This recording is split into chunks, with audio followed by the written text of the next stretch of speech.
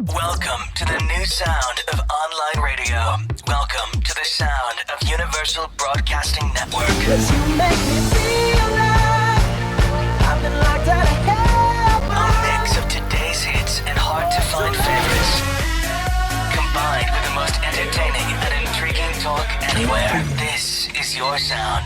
This is the sound of Universal Broadcasting Network at UBNradio.com. It could means rewind the gunshot. Way up. Turn it all up. Yeah. Look, I got enemies, got a lot of enemies. Thank you. Got a lot of people trying to drain me of my energy. He knows I love Drake. Trying to take Thank you very much for playing that. away from a nigga. Oh. We're not supposed to play that part. But okay, here we go. Anyway, everybody, thank you very much for being here. Didn't know that was coming. Sorry about that. That's okay, but you know what? Those lyrics, that will be for another show. How's that? We'll do that because all we know is that there's all kinds of, uproar about lyrics like that these days. So another time. But thanks for being here, everybody. Another really fun edition of What's Up with Kobylt and Friends. We have another terrific show today. I love our guest. You know who we have in studio, right? Of course, yes. Love her. She's beautiful, adorable, and here we go, Ms. Camille Jumelle. Is that how you say your name? Yes, it is. Major costume designer to the stars. And I did a little pre-interview with her yesterday on the phone. And you are so fun and so delightful. And I was so happy to find out that she's from back east like I am and Italian. So let's talk about this. Jumelle, an Italian name? Mm-hmm. How could this be? Somebody shortened it on their way over here. Jumelle is French, and I am a twin. So Camille is French. So what I did in my creative world is I call myself Camille Jumelle. I like the way it sounded and it looked on. So beautiful. It's just rolls, Camille. So Jumelle means twin, and that's what I am, a twin. Oh, and you're very close to your twin. Yes, she's 3 minutes older than me. Oh, so she's the older one in the family. Yes. Do you defer to her because she's the older one? No, she defers to me. Oh, I love this. Anyway, you have quite a roster of people that you have worked with. Everyone from, you've worked with Bruce Willis, Sharon Stone. Name some of the people. Just rattle them off. When I heard this, I was... Bruce Willis is a favorite. Matthew Marsden, 50 Cent, Jason Patrick. And right now... Selma Blair, Mira Sorvino. She's wonderful lovely. People. Mira is lovely. And, when I was talking to you yesterday, you had wonderful stories about each one of these people. And I thought to myself, you find them to be lovely because you are. You obviously are very good to work with. You're very giving because it's a tough job. Being a costume designer is not just tossing on, a shirt and tie. Correct. It's really understanding the story. And you build the story from the inside out with what someone's wearing. Through right? the clothes. Yeah, right. like if I were wearing my bikini, if I showed up in that right now, it would be a whole different feel to the show, right? Yes. So that'll just be next week. But tell me how you got into this, because I'm really interested in the backstory of how this happened. My godfather was the late William D'Angelo. He created Batman, Alice, and Webster. Wow. So about 22 years ago, my father had passed away, and he had said to me, I love your clothing. Went to Parsons and FIT back east, and he said, I think you'd be a great costume designer. I'm going to give you a new kick on your life. So I flew out 3,000 miles, met the president of the Costume Designers Guild at that time, and they put me on my path. Wow. But how great to have an uncle who can do that for you. And I always say to people, it's wonderful to have a little bit of an in, but you've got to have the goods to stay there. There's no doubt. Oh, yeah. He said, he took me to the door. Right. And then you have to go through the door and prove yourself. And, now I'm 52 movies in. You learn something on each film that you do. So what was your first, when you were at the door, how did you then go through the door? What did you do? You were a kid pretty much, without a lot of experience. And here you were, a kid from back east, and now you're in Hollywood. So what were some of your first jobs? My first job, the producer, Franny Baldwin, I had answered an ad in an independent newspaper back east in New York for film. Right. And she said, "Oh my God, you went to Parsons and FIT. We don't have a lot of money." And before she even finished her sentence, I said, "I want the job." And I worked about a month for free as costume designer, paid for things myself, and that's how I got started. And then we both moved out here about a year or two later and started our careers. But you said something that's really key. You worked for free, or you would have worked for free. Right. And that's something that I think a lot of kids either don't do or won't do. I did that, and I worked for free. I did anything. I worked for Saturday Night Live for free. Yeah. You know, kind of, well, I guess I was sort of an intern, but you were supposed to be a paid intern, and Correct. I wasn't, and I didn't really care. Right. I just went and did something else to make a little bit of money so that I could pay the rent. A page, yeah. basically. Yeah, Right. I did something else that wasn't at NBC, actually, just so I could make a little bit of money, and I was just happy to be in the building. You know, so that's key. You know, get yourself in the right spot, but don't be afraid to work for nothing. And go then the extra mile. Go the extra mile and find something else to do. A job Right. at Starbucks, sweeping floors, anything, just to make that extra buck that you need. Right? We all do it. Kurt does it too, right? You're doing yeah. a whole pile of jobs just to make ends meet. Of course. You know, on your way to being that multimillionaire, right? Right. Yeah, I work all over the place. I work at IKEA. I work here. I work side jobs. I do all sorts of No, stuff. but it's true. Yeah, no, I mean, you have to follow your dream. Yeah. So, okay, so you did that, and then you ended up out here. That obviously put you, at least gave you a credit. Correct. Yeah. It got the resume going. That's right. And that's so important. But you came out here after that instead of staying in New York. Right. Now, why did you do TV and film as opposed to staying in New York and doing theater, for example? The thing is that theater is so locked down tight Yeah. with the people that are there. My grandchildren will never be able, I'm not married, but it's sewn up. You can't even get in. Plus, isn't it, you know, I have friends that are interested in theater and in television. They always ask, what's your opinion, Deborah? And I say, well, I would think that, you know, if you're in TV and film, you're doing something different every week, every month, every year. But with theater, if you're on one production, Correct. it's the same stuff that you're wearing day in and day out. Well, the thing right? is, you know, there's television, there's film, television, and theater. Right. And how a costume designer plans her attack for theater is way different than how she plans her attack for cinematic television or cinematic film.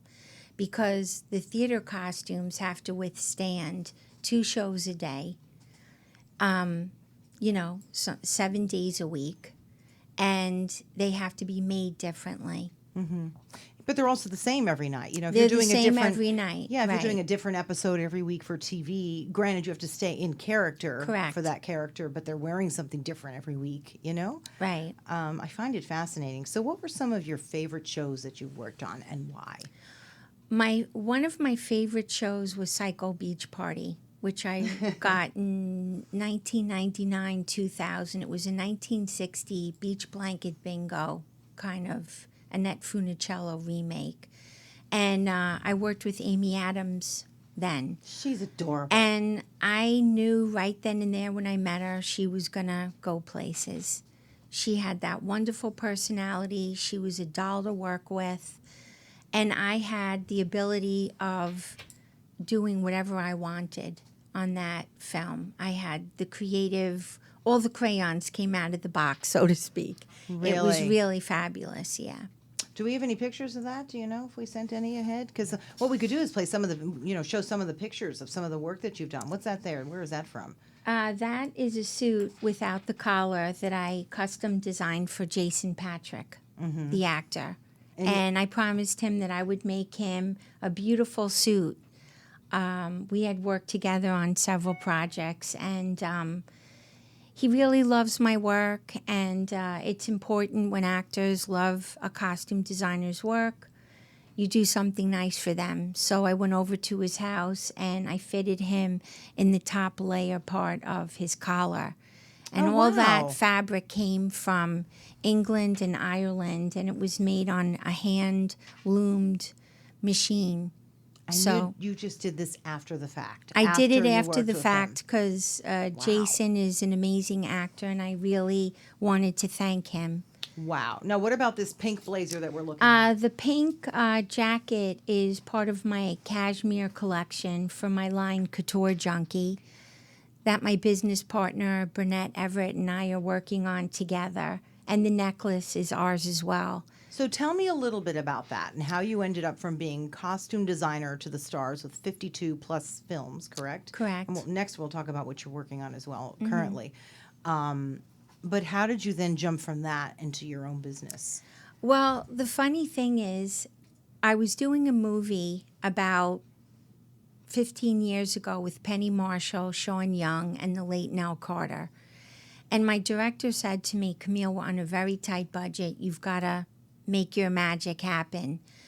And I was lying down in my bed with all these magazines, and I knew what Sean Young wanted, and I knew what Penny wanted, and I knew what Nell wanted, and they're all wonderful thespian actors and filmmakers. I said, oh my God, all these women are couture junkies. They all have an homage to couture. And then it hit me in the head. Next day, I trademarked the name globally, and I said, this is going to be my line. And we've been working on it ever since. We've been adding a new thing every year. So what do you have? What's in Couture Junkie? Couture Junkie is cashmere, T-shirts, handbags, shoes, and jewelry. And now we're starting a makeup line. Any men?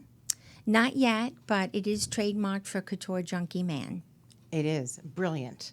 So what kind of, like if I went on there and I wanted a T-shirt, I mean, just go to Couture Junkie and, you just have an array of and are they all unique items? I mean, tell me a little bit. That's good. The website part is going to launch. Okay. But right now I love Jason Patrick and Matthew Marsden because they tell me what they need and I make it. And I listen to what they like. And it just helps me create for Couture Junkie. Oh, I think that's brilliant. Right now you're also working on a film, and who are you working with? It's Rock, Paper, Dead, and my producer's Amy Williams, and we've worked together on other projects. And right now we have Tatum O'Neal and Michael Madsen cast, so I'm excited. And have you worked with them yet? I've worked with Michael Madsen before, and we were on the phone speaking the other night, and he goes, baby, I'm so glad you're on this. And he's an icon. I mean, He's incredible. He's just an amazing person. And he said, how do you see me? And I told him, because I have to see it in my head. I read the script about 20 times, and I get it. And I told him, and he goes, oh, my God, that's how I see it as well. So how does this start from beginning to end? Once you're hired, someone gives you the script, and then you just sort of think to yourself what they would be wearing, or do they give you an idea?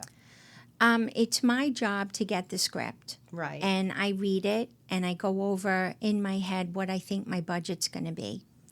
And then I kind of look at the time frame. Is it a contemporary? Is it a period piece? And then what are the actors going to be doing? That's very important, and how the clothes adjust to their actions.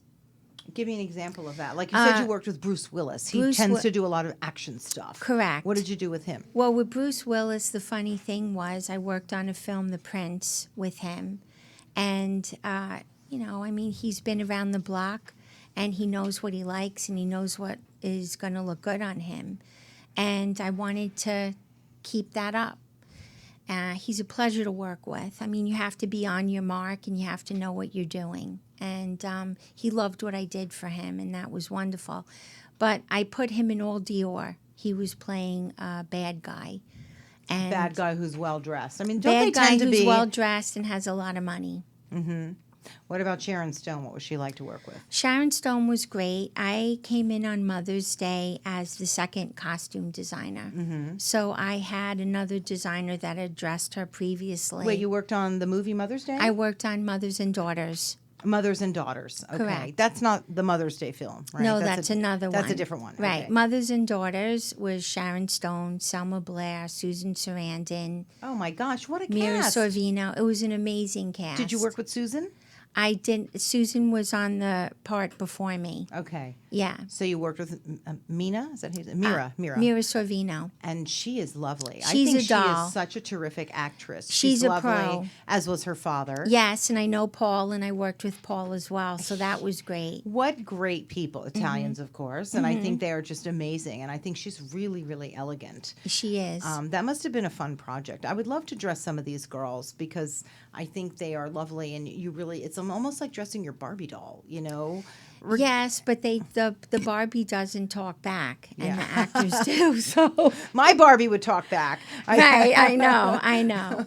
So very interesting. So do they tend to listen, or because I know even just picking out a jacket, I'm a little particular about the way something looks The on me. funny thing I've learned over the years is I never dress two women in my trailer ever at the You same mean together, time. right? No. Why is that? Because they're looking how the other one looks? Or? Yes, a little bit of that, but I want to give each actor my focus. Right. And what one actor wears versus another has nothing to do with it for them. I have to dress them the right way for their character. Mm-hmm. And I'm very aware of when actors are placed together, if it's a two-shot or, multiple shot, and actors are standing neck and neck together, you have to consider that as well. Do they ever say something to you like, well, I kind of like what she's wearing or how she looks in that? I mean, I would. I wouldn't just put it into your hands. I would say, well, wait a minute. Well, you know what? When you get to know me and work with me, a lot of actors put it in my hands. Yeah, because that's- I go all the way to the top. But that's what I meant. I Yeah. meant you must be I don't so skimp. incredible that they're putting themselves into your hands. So Yeah, that's I don't amazing. skimp. I had a director. I've worked with one director who shall remain nameless that I didn't see eye to eye on. Really? Yeah, and that was kind of sad. But the thing is, it's never just a shirt to me. It's never just a jacket. It's never just a dress. There's a lot of thought that goes behind it and a lot of fittings that they don't even know about that goes into making it so effortless. That who doesn't know about? The regular The regular director, person? the DP, they know nothing about what we do, And I am a team player, and I'm a people person, and I don't stop until I please. So I take it as a personal hit when someone on the team or film doesn't give that back to me, because I give it to them. So, and film is a tapestry. Everyone brings their own stitch, and every stitch is necessary. Every department is necessary. We need everyone to make a film. And that's what some people, and some people forget. And I go in my head with the Martin Scorsese mentality. It's a wonderful thing to be in film. And you either hold that to the highest regard or get out. And no matter if the budget's $1 million or $2 million, you do your thing to the utmost level. And your work shines through that. And that's just what I believe. I'm almost speechless, which is nearly impossible for me to be. Is this not true, Kurt? Oh, yeah. Because I really feel everything that you're saying, it's just resonating from the inside out. And that's obviously why you've been so successful, aside from being incredibly talented. Thank you. But That means a lot. Do you look at people and say, wow, I would have done this differently? Or when you go in to see a film, do you say, ooh? Well, it's funny. A lot of my guy friends will say to me, oh, my God, I'm going to see Camille, and I got dressed really rushed, and is she going to like this? Or like Matthew Marsden was going on an interview, and he said to me, could you come over because I want to wear this jacket, and could you tell me what you think? And that means so much to me. It's just your thought process of what goes on with what someone should wear for that moment or what they're doing that resonates in their life. And Well, it's funny because I had a small emergency before I came here. It's a miracle that I even made it to the studios today here in Hollywood. And I called Riley, your publicist, and I said, gosh, I hope I make it, but I'm kind of a mess. I have on my T-shirt. I didn't change. I'm wearing my shorts. I just grabbed a jacket. And it's because I was going to see you as a costume Oh, designer. you're I fine. thought, oh my gosh, like what if I just don't look right? It's true. You're Like I wanted to fine. just look just right for you. No, you're so fine. Because, listen, when I'm traveling around town, I'm in sneakers, sweats, Of and a course. shirt, and I'm running and doing my bit. So what I loved was connecting with you through our backgrounds. Right. Italian, and I am pretty much full-blooded Italian, and I think you are too. So am I. Which is a whole different level of enjoyment, let's put it that way. You know, the food. And I wonder, do you think that passion comes a lot from your family? Because everything we did was done with passion, regardless of what we were doing, whether it was the cooking or cleaning up. Right. Or talking about something or watching a film or making something or writing. It was always with a lot of passion and a lot of love. Do you feel like Yes. that's come out And in I your work? think if you go back in history, look at the Italian history. It's in their art. It's in their food.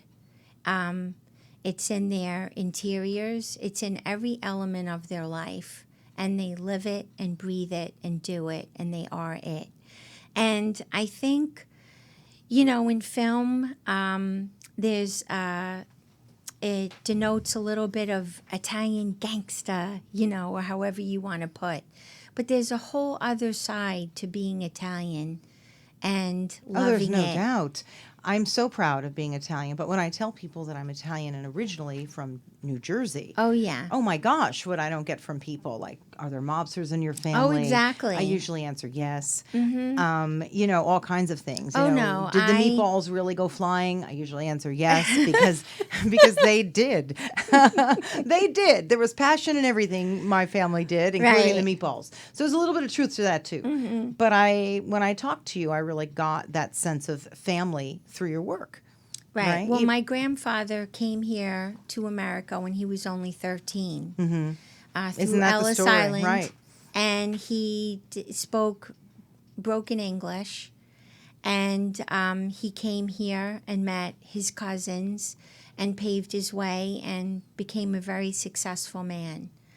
And then my father and his brothers, all educated, they started their own businesses. In New and- York, right? in New York, and became a success in their own right.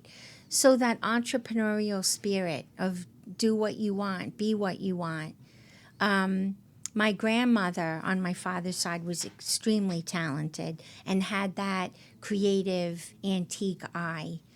My actors know that as well, because when they come into my home, there's antiques. It looks like you just went through the Ritz in Paris.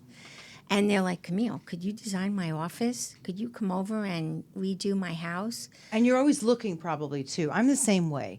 I love to do that. You're always sort of spotting stuff to put in your home and it just becomes a part of what you do. A part of what you do, and you have a connection to everything that's around you, whether it's your clothing, your furniture, your pots and pans. It's a connection and I an love that. extension of you and what you like. And I think when you're a happy person, you want a happy home.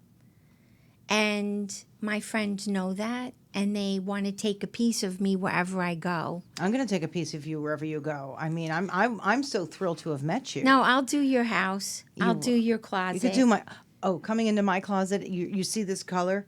You'll find it in everything, from lingerie to jackets. It's just Well, black, and incorporating anything else might be a darker Right. gray. Well, I'll tell you, one of my friends a few years ago had asked me to clean out his closet.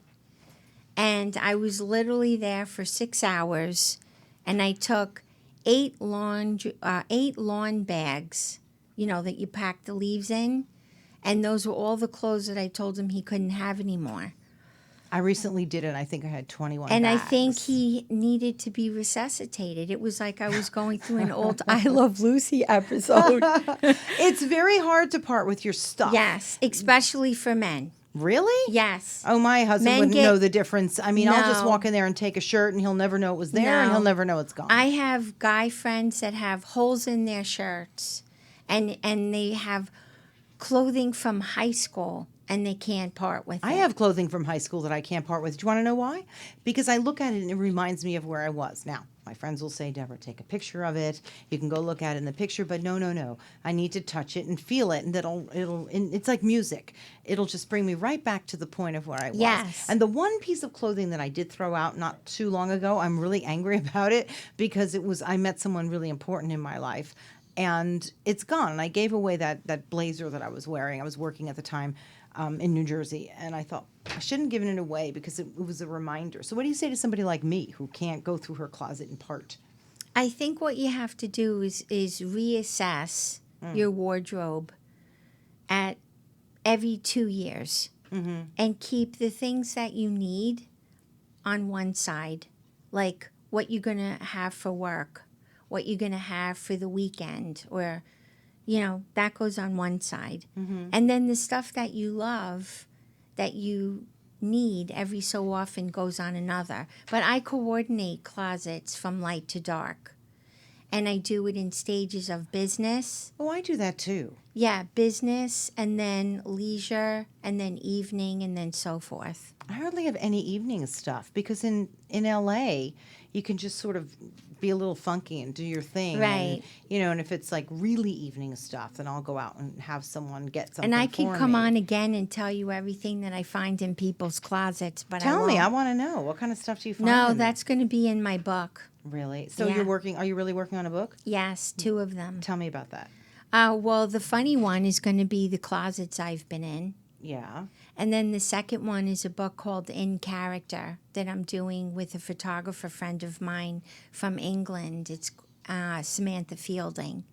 And we're going to take 50 celebrities that her and I have worked together and what made them get into acting, who was their inspiration. And the first actor we worked with was David Oakes. Oh, I love British this idea. actor. And he was inspired by Buster Keaton. So I dressed him as Buster Keaton. I find this to be so incredible. Now, we have someone on the line, and I think you're going to enjoy speaking with her, but tell me someone that you enjoyed working with the most and why. It's funny because I have a very long list of who I've enjoyed the most. Give Like me I maybe your said, top there's 5 or one something. person that I didn't. Matthew Marsden. Really? We had an amazing experience in Natchez, Mississippi. A few years back, we worked on a film, Civil War. And the funny thing, can I tell you the funny thing? Heck yeah. That's what we're here for. All So stuff, funny and not so had- funny. Yeah, go I ahead. had pulled all my wardrobe from this premier costume house that was started by Lester Bayless and John Wayne. Yeah. United American Costume, and his daughter Diana now it's an amazing place, and it has. I've read about that. It has costumes from the 1920s, the 30s, the 40s, and so forth, and it's just kept up so well, and there's so much film history there. Anyway, getting back to Matthew Marsden, we were doing this film in Natchez, Mississippi, and I loved antiquing there as well. And I set up an account at the Natchez Steam and Clean, and I said, these are wool and cotton. They're vintage. Please, they must be dry cleaned. What happened? They look like the size of a Ken doll. That When I happened. picked them up the next day.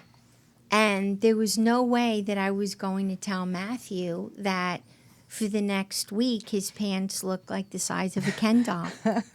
So what did you do? So I had another pair of pants that I opened up, let out, and added fabric to from the Ken doll pair. It was a little bit bigger than Ken. Right, but I got the point there. Oh, wow. But anyway, I stayed up all night and re-sandwiched basically the pants together. And do you sew? You're obviously a terrific seamstress. You have to be to do this Yeah, stuff. no, I'm very good at draping. And when you go to those schools that I went to, they want have you to to know be. something. Yeah. So I basically hand-stitched these pants together. And the next morning, Matthew always came into my trailer. Hello, darling. And lovely family. I'm Auntie CJ to all his children. Oh, Lovely see that- wife, Nadine. Oh. And And and he looked at me and he said, "You've been up all night. What happened?" He knew. He knew right there when he stepped up onto the trailer, and I told him. And we had a bond ever since then. He knew I'd go the mile and the mile and the mile. Did he call you as Barbie? I'm surprised he didn't do that. That you got to No, after doing that for him. I have to tell you. Now we have a caller on. Then you're gonna enjoy talking to this person. Something like that happened to me. It was my wedding dress. It went to be altered. I picked it up, and she altered it for someone who was about 5'2", and I'm 5'9".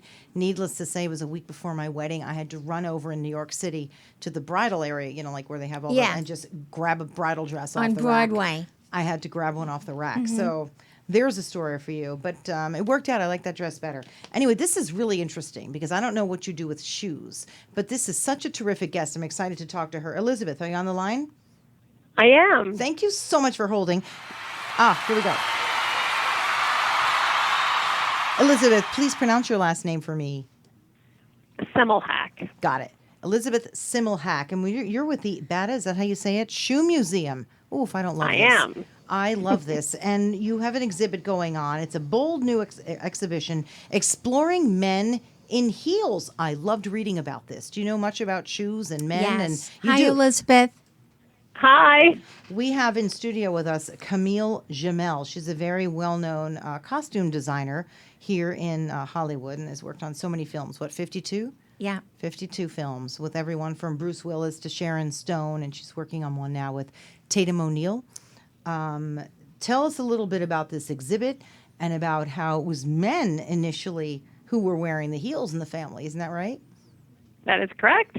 And so, I've been working as a curator of footwear, a shoe historian for the past 16 years. And one of the first questions I actually asked myself when I started out here at the museum was, where did the high heel even come from?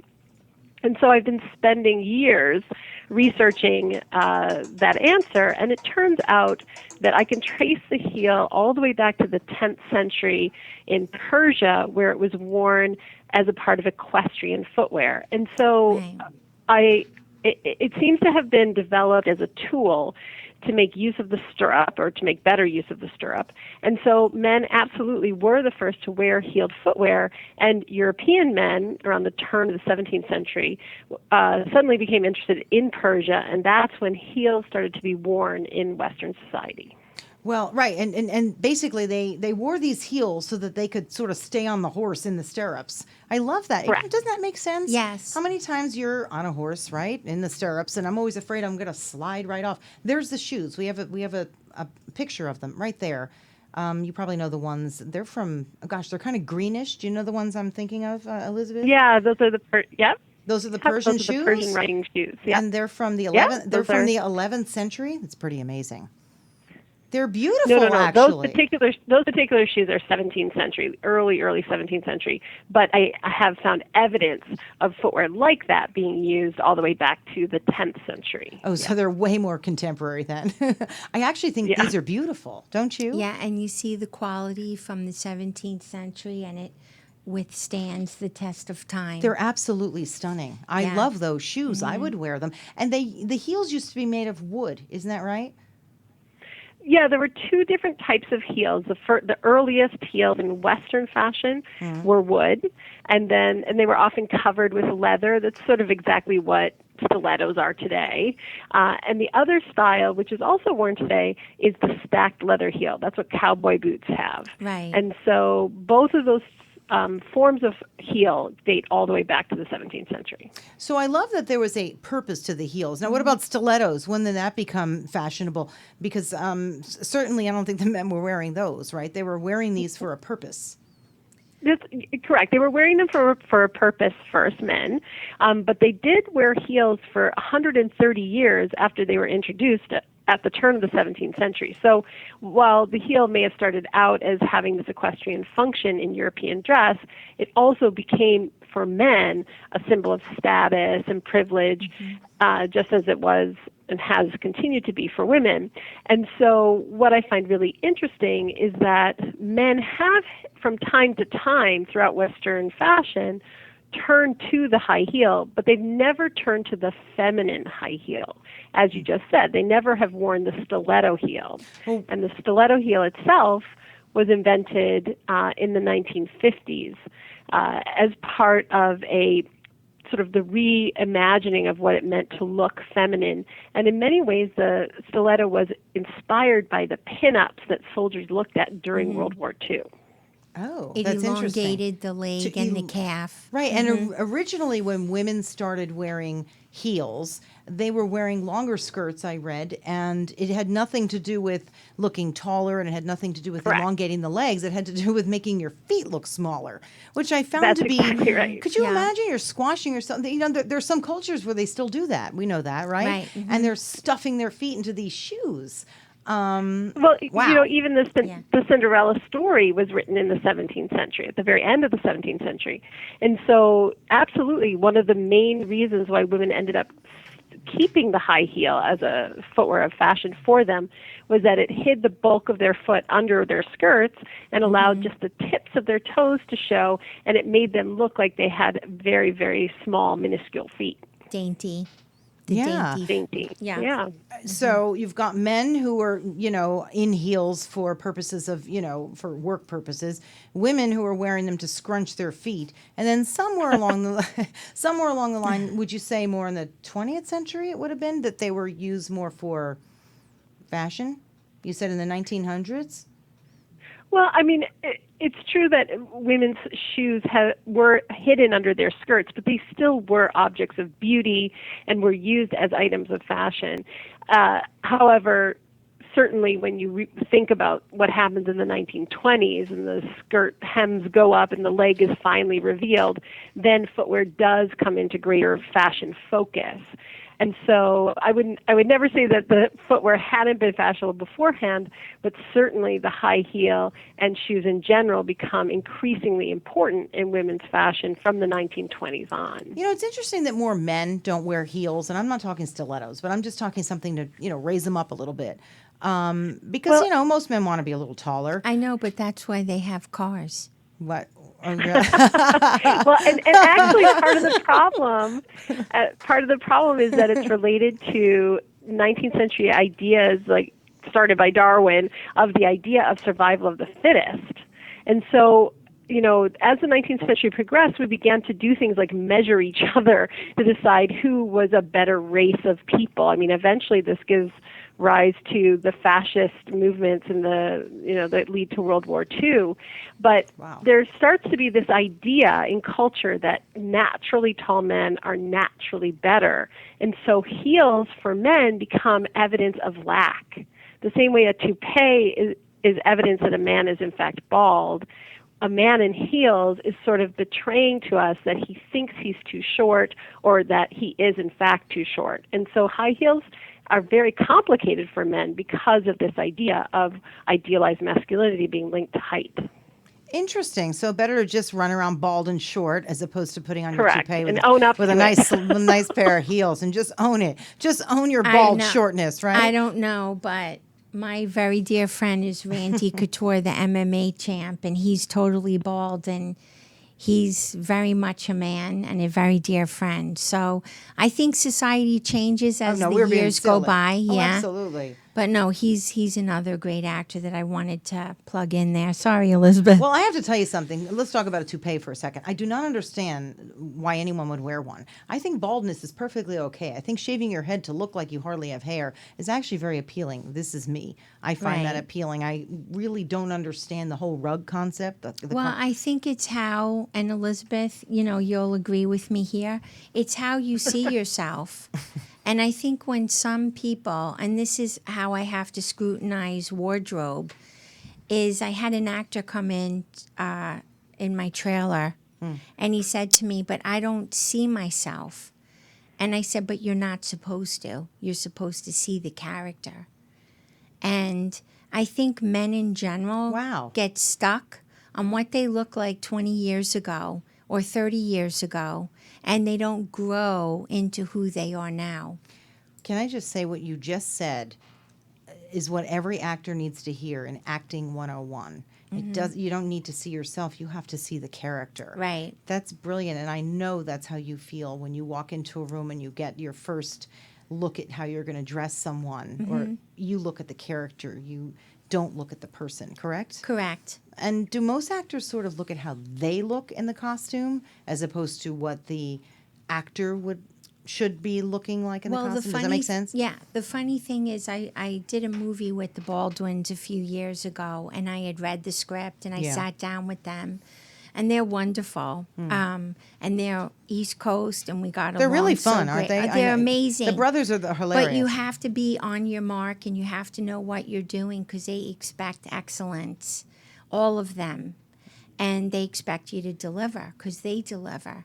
And if you do that, they're marvelous to work with. They really are. I had a great time. But the funny thing is, one of the brothers had said to me, okay, Camille, we want an A, an E, an I, and an O on everything that ends in our wardrobe. And if it doesn't end in that, don't buy it. And by the way, what's your budget? And I was like, so they're saying they wanted Italian designers. Valentino, right. And or Armani. And my budget was basically for one brother. Yeah, but you know how to make it work. But I know how to make it work. You know how to make it work. Back to you for a minute with shoes. I mean, shoes are so important in a character as well, right, Camille? Yes. I mean, you don't just dress them from head to the ankle. No. You go all the way down to the toe, which is the shoes. Correct. And if they don't feel right in the shoes, it's very, and I'll tell you another funny story about shoes in a second, but I'll let Elizabeth chime in on that one. Yeah. But so the shoes are so important. So this exhibit, when people go to see it, I'm fascinated with this. So someone might say, I'm going to an exhibit on shoes. Why don't you tell us what people are going to see when they go there? Because it's fascinating. Well, it is one of a number of exhibits here at the museum. And so when they come to see the Men in Heels exhibition, they will see the origin of the heel, as we were just discussing, but it will take you through to contemporary times. There's a stop along the way looking at cowboys and high heels. There's a stop along the way looking at 1970s and funk and how high heels got, especially for a lot of musicians. Yeah, like the Fry boots, right? The Fry boots had kind of that heel, right? That Yeah, I mean, heel. it was really quite dramatic, right? And yet it wasn't really a borrowing from their girlfriend's closets. It was this kind of reclamation of the past, of sort of Baroque footwear styles. And then the exhibition ends with questioning, where are we with men in heels today? We seem to have this incredible discomfort linked to these ideas about height. But at the same time, Kinky Boots is a family musical, and there's a worldwide charity called Walk a Mile in Her Shoes, which encourages men to put on a pair of red stilettos and run a race. And so, it is an interesting time, especially because we tend to talk about women's high heels in relation to women's power. And so I kind of posit the question, if high heels ultimately do become linked to, women's high heels do become linked to actual power, will men actually start to wear them and happily do so? And so hopefully it's an exhibition that is surprising, has a beautiful set of objects, but also questions for people to think about. That's really neat. What other exhibits do you have there at the museum? We have an exhibition called Fashion Victims, The Pleasures and Perils of Dress in the 19th Century, and that looks at the perils of making fashion in the 19th century in relation to the poisonous chemicals such as arsenic and mercury that a lot of workers had to work with. Or we look at fashion workers like shoe shine boys and the toxic chemicals that they had to use. And we also ask questions, sort of more typically along those lines of fashion victim, which is, how did people fit themselves into corsets and, crinolines and tight shoes? And so it's looking at a broad range of fashion victims in the 19th century. How did they fit themselves into those corsets? Because I don't know, nowadays there's this whole thing, corset training. Did you read about that? Well, the funny, right. during the I want to do that. During the period of, one of my favorite shows Julian Fellows did was Downton Abbey. And, wonderful show. Yeah. The ladies in waiting and your dressers, the women's buttons are on one side and the men's buttons are on another. So it just goes to those, times and period where, the men had their dresses and the women had their ladies in waiting. And the thing with Elizabeth that I wanted to interject, I had a gentleman friend of mine say to me he had this big date that he had to go on. And he comes over to my house and he says, Camille, what should I wear? And he had these 2 outfits. And he had a pair of Chuck Taylors with a suit, a pair of jeans. And then he had a little bit different with a boot. And I said, wait a minute, you're going on a date, right? I said, you've got to wear the nice boot with the little heel. Your gait's gonna be a little different. You're gonna hold your head a little different. You're gonna meet this great girl. Wear the boot. And he did, and he felt amazing. And the next day I get a call, my God, the date was fabulous. Oh, So because by the way, I hardly ever wear heels. I can hardly walk in heels, thick heels, thin heels. I'd like to know how people can walk in heels. That's a whole different show. I have such trouble. I am flat-footed. I was a pretty competitive athlete, and I've just always been in sneakers, flat ballet shoes, and one day I'd love to learn how to walk properly in them. They're hard to walk in. Do you wear heels? Mm-hmm. Yeah. How about you? Yeah, they are. I mean, I think they do reconfigure the body and require a kind It's a of balance. alteration to. Yeah, they have sound elements, physiological elements. Yeah, they're quite an amazing artifice that we use in our society. I know my friends are always saying, Deborah, just wear them at home and walk and sort of strut around in them. And I've yet to do that. I even walked in here today with my sneakers on. There's a way to learn how to walk in them elegantly. Look at you're laughing. You're looking down at my feet now. You can take classes, You can take classes on how to walk in And heels. start with a small heel and build up. Really? Yeah. I'm going to look that up. Would you take a class with me on how to Yes, walk in I would. heels? You probably know how to do that, though. I'm sure of it. But I will. I'll be holding come your with you. hand. I'm I'll one of help those you. people. Really? We'll I go will- shopping. I'm gonna We'll do buy this. our first pair together. Well, Elizabeth, thanks for joining us today. You can stay on if you have anything to chime in, but if people want to learn more, could you tell me a little bit about how we can look up your museum? I'm having a little trouble hearing you. You seem to be breaking up. But I think your question was, how can people learn more about the museum? Yeah. How can we find you on the web? Yeah, you can find us on the web at www.batashoemuseum.ca for Canada, as we are up here in Toronto. Okay. There are many books that have been published, and for those who are interested in sneaker culture, there's a traveling exhibition called The Rise of Sneaker Culture. It's going to open at the Speed Museum in Louisville, Kentucky next month, but it will also be traveling to the Oakland Museum. Oh. And so a little closer to you. Yes, very.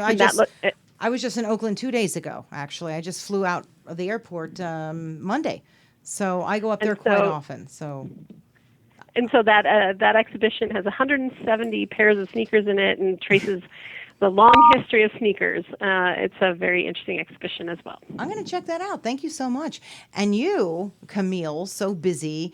Your next project, of course, with Tatum O'Neill and Peter Fonda. And Peter.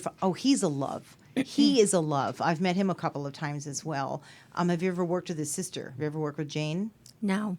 She would be amazing to work with. I wonder what she would be like because she's got such a wealth of suggestions and a history behind her. Yes. What is he like? I haven't met Peter yet. Have you I'm talked to him on the excited. phone Not at all? yet. Or so none of Not that. yet. You just get surprised with him. Yes. So that, and I'm excited. You've got your clothing company. And what do you do for fun? Do you it's go shopping? No, I go shopping, and I go shopping a lot because it's a part of my job. But I love boats. I'm very much into the water. Do you have a boat? I'm getting one. Really? I have it picked out. What kind of boat? Well, of course, when the money gets better, it's going to be a yacht. But that's down the road a year from now or so. But for now, about a year. Do you enjoy sailing or do you like speedboats? I like sailing. I like speedboats, but I just like getting out there. Yeah. There's a lot that goes on down here. I know you're from Los Angeles. A lot going on down here at the marina where you could take sailing lessons. Yes, and my friends have a lovely boat, so every chance they invite me, I go and I get my fix. Oh, that's wonderful. So that you do in your spare time. And You're busy with your work, and I've just so enjoyed talking to you. No, thank you so much. Yeah. Anything else you can tell us? People can find you to look you up to. Just my website, CamilleJumelle.com, and I'm a member of the Costume Designers Guild and 892, and they could find me there, and they'll probably bump into me in a store. In the store, what store would they be bumping into you? Sort of anywhere. Do you just sort of pick from anywhere? It's funny. I love Bloomingdale's. It's got a great contemporary look for men and women at a good middle price, Right. and upper. I love Neiman Marcus. Saks is great. Now, if you're on a major budget, you end up at Ross and Marshall's. Well, I'll tell you a funny quick story. How much time do I have? How much time do we have? Do we have a minute? Yeah, 1 minute. Okay. 1 minute. One of my directors said to me, "Oh, Camille, come on, just go to Target." Now, I love Target. Target's not so cheap. No, but you can't put Bruce Willis in anything from Target. It just isn't going to float. It's not going to work. No. Unless, I don't know, can you cut out the label and see No. if he notices? No, So these people notice. Well, no, and I notice, and I can't do that. It's the fabric, fit, and finish. You're incredible. I've got to have you come in and do my closet too. So Yes, I will. I promise. You were a joy. Thank you for being here. Thank you so much. Bye, Elizabeth. Bye. You were just lovely. It was a really fun, really fun show. Anyway, thanks for being with us today, everybody. Another really great edition of What's Up with Kobylt and Friends. We'll see you next week.